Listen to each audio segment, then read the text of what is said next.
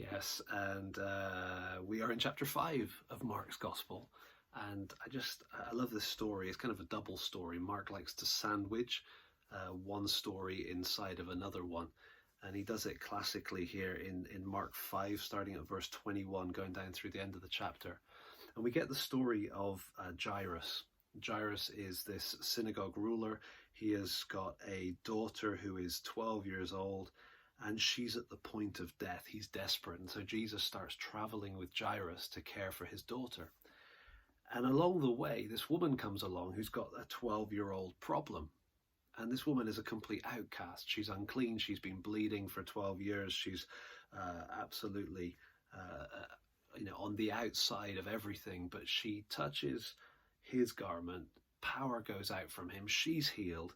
Jesus stops, talks to her, and shows real care. I love how he says, "Daughter, your faith has made you well." Verse 34, "Go in peace, be healed of your disease." And so he's treating this woman as a daughter, but there's another daughter he's supposed to be helping. And at this point, the kind of messengers arrive and say, "Jairus, your daughter is dead. Don't trouble the teacher anymore." But overhearing what they said, verse 36, Jesus says to Jairus, "Do not fear, only believe."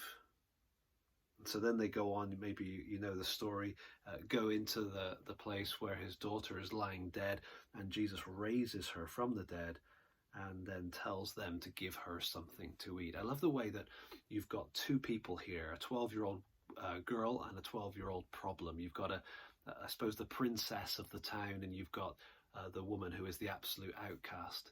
Now, one's the daughter of the synagogue ruler, one gets called daughter by the Messiah.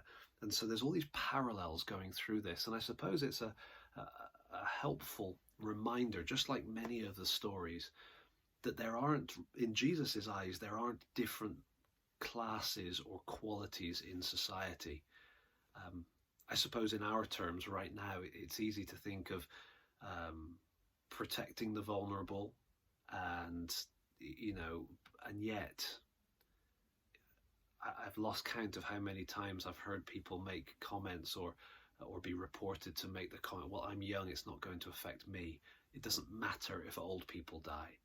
And it's this kind of a weird thing, isn't it? There's this contradiction. We've got people that are desperately fighting against adults dying, and yet at the same time being in favor of abortion, with literally hundreds of thousands of human lives ended through this year. And yet, so it's this contradiction that's going on all around us politically and kind of in the midst of this crisis.